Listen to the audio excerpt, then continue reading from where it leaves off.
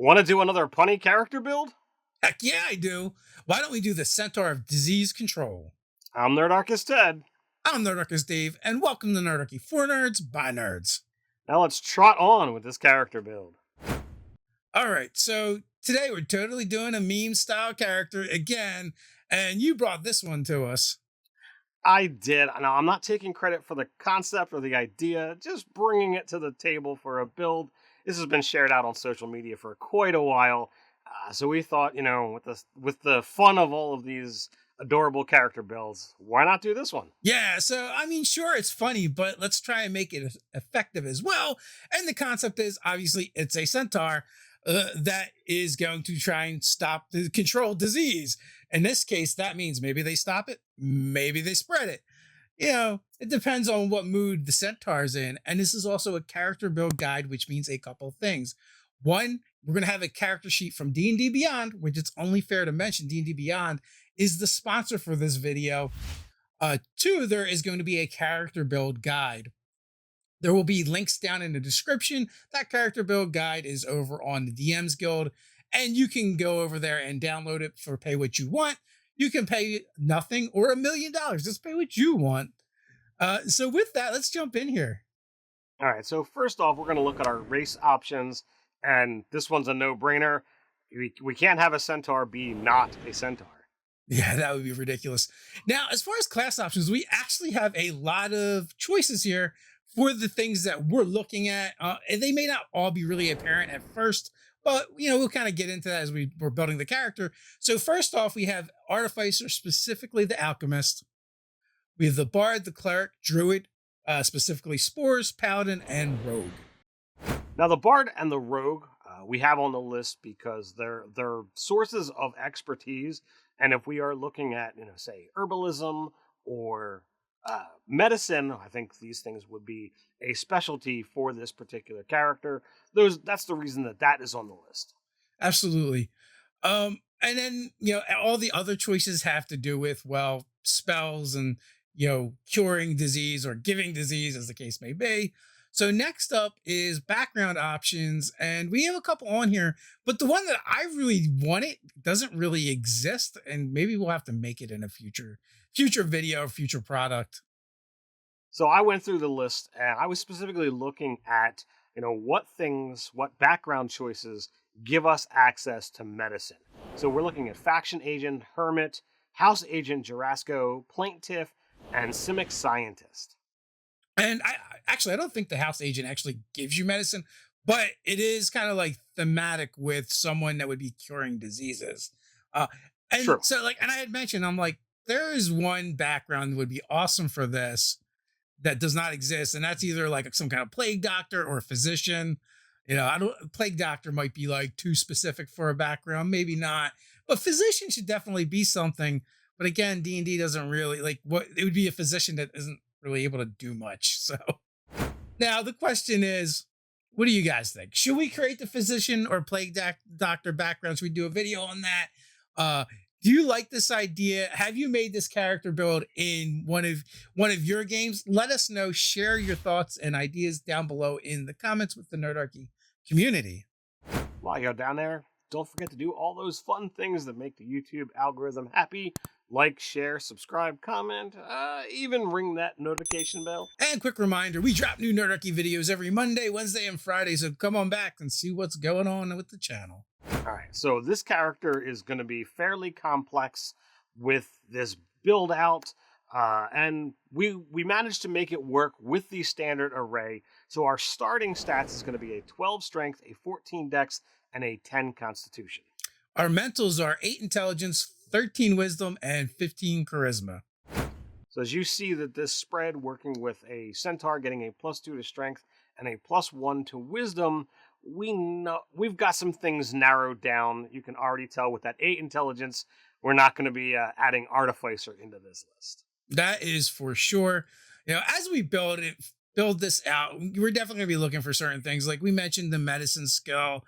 We mentioned there's spells that let us either get rid of, detect, or spread diseases. So we're going to want access to all of those. So you're going to see that play out as we build this out. We told you we're starting with the Centaur race. We can take Survivor and get the medicine skill. So this actually calls into the fact that the background isn't even necessary. We could choose anything we wanted because the skill that I was specifically looking for of medicine is right there as a race choice for us. So it doesn't matter, but we still went ahead with one from that list. For our background, we're taking Simic Scientist, and for this one, we're going to take Arcana and Nature, as well as we get 2 languages, and because they're the most common, we took Elf and Dwarf. And we're going to start with Rogue as our class, because again, we see this as partially as a skill character, and that's going to give us insight, investigation, perception, and persuasion. And with that, we're going to take that expertise that we get at level 1, and we're going to put that into medicine and investigation. Medicine, the obvious. Investigation, so that you can kind of figure out what the problem is in medicine. It might be a bit of a stretch. We would have really liked to swap out our poisoner's kit or our thieves tools for herbalism and put that in this place. So if you're playing this homebrew, we'd probably ask our GM of like, hey, I don't really care about these things here. This is what I really want. But at the same time, like we took that Simic Scientist background. This is kind of a learned it person, even though they have a really low intelligence. But I mean, it's only a -1. It's only slightly low. We're going to make up for it with our skills. But not only that, it kind of explains the sneak attack, right? Is it a vital feature for what we're building? No. But at the same time, this character probably knows their way around, anatomy. So it would make sense that they would know where to hit people and how to be precise. Yeah. Now, that's not to say that, we want other people saying, well, I've got expertise in medicine. Can I have a sneak attack? No. But this is how this character could explain it. From here, we're gonna jump in and do 3 levels of Paladin. We're really looking for that lay on hands ability, which is going to give you the ability to heal, but right at level 2, we've got the ability to begin pulling out disease with just, an action with the touch of our hands. And 3 levels, that's going to give us access to spells such as Detect Poison and Disease, Purify Food and Drink, and at 3rd level, we're looking to take Oath of Devotion. Mainly, we didn't feel anything completely fit the concept, so that one was the closest for what we're looking for. Yeah, also Divine Health works for this character really well because that's going to make them immune to disease. So the odd levels of Paladin that we took were really good. Lay on hands, every 5 points that we get of healing, we can swap out for curing disease. At 3rd level, like I mentioned, we're immune to disease. So this character is very comfortable being around sick people and treating them or, distributing, depending on which side of the coin you want to look at here. So where do we go from here, Dave? All right, so from here, we're going to go into Cleric, and we're going to take 8 levels. What we're really after is those spell levels so that we can get access to some of those things that we talked about earlier. We're going to go with Life Domain, just because it actually has lesser restoration on its spell list, which is one of the few things we care about. Right away, we can take Resistance in order to give someone a bonus to a saving throw. So generally with diseases, you have to make saving throws every day. So this is super useful. We're going to get access to lesser restoration. We're going to get an ASI, which we're just going to take a +2 to Wisdom. We're also going to get access to another ASI, which is us another +2 to Wisdom. So now we're looking at an 18 Wisdom, and that does it for Cleric for now. So we are going to only dip 1 level into Paladin. This is going to give us access to that first Paladin ASI, which we're going to put into Wisdom, max that out. This is a super wise character, but it's also going to give us 5 more points in our Lay on Hands pool, which is going to give us access to a little bit more healing or removing that condition 1 more time per rest.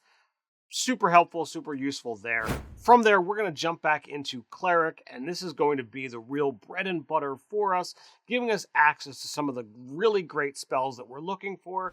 Contagion, Greater Restoration, Heal, Harm.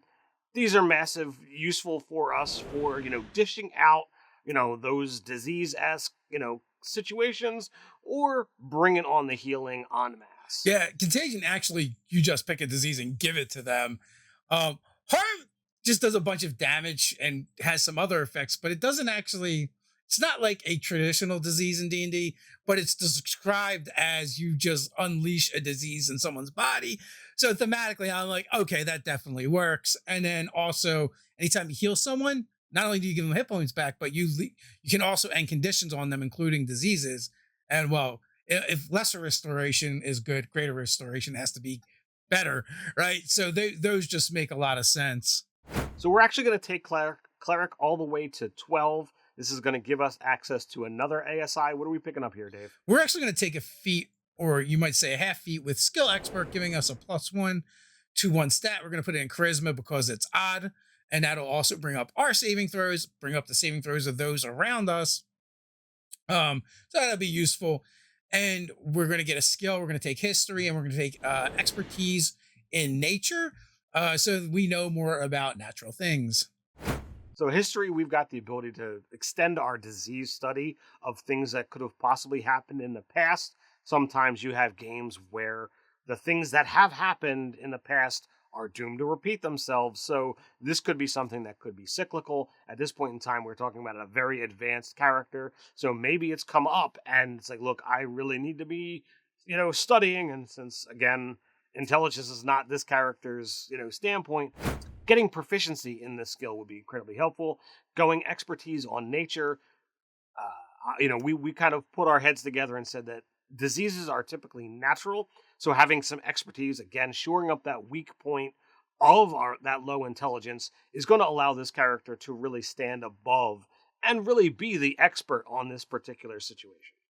Yeah, and then from there, we're just going to finish it off with 3 levels of Paladin, so we can actually get an extra attack, finish out our aura, of protection, so that we can take advantage of that higher charisma now. It's kind of late game. They're just added things. This build took us a little bit longer to get to the things that we really wanted than many of the others, but that's because those really good spells are high level spells. So I would say this character is, completely solid and defined at 14th level. I would imagine by 7th level, you've got access to lesser restoration and some significant paladin power. So you've got the theme solid there, but at 14th is where I say that the character can completely do all the things that they're supposed to. At that point, would you say they are absolutely the Centaur of disease control? At 14th, absolutely. But before that, they're more like the Centaur of combating disease. Indeed, I would say.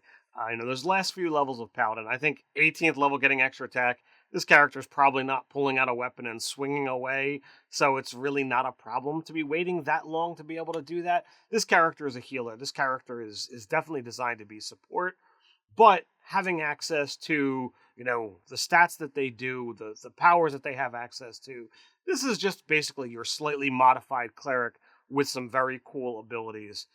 Useful from the ground running, I would say. Well, I mean, that being said, like, we're still, this is still a significantly high level caster, right? As well. So, at 13th level, what does that make us? 9 levels of, 8 levels of cleric and 4 levels of paladin. So we're a 12th level caster. We've got some good spell capabilities. Indeed. So this is where we get into the build from the DM side. How do we use this as an NPC in our games, Ted?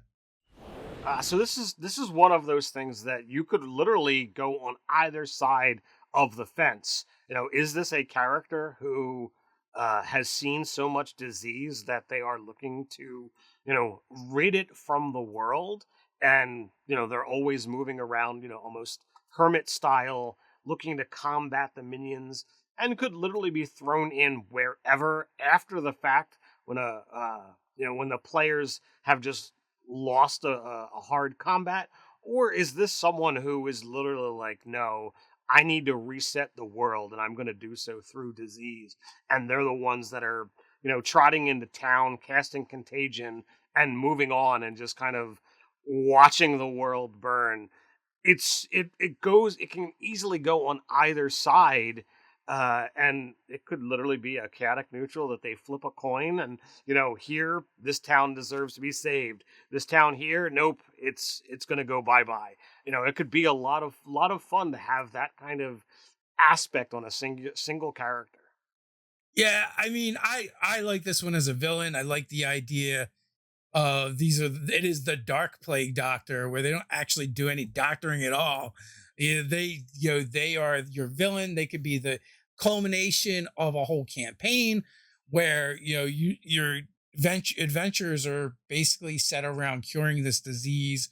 Could be a magical one, could be a mundane one, but at the end, this character is the architect of that plan and will be the person that they have to face off with and try and defeat them in order to save the realm from wasting away from some kind of strange disease.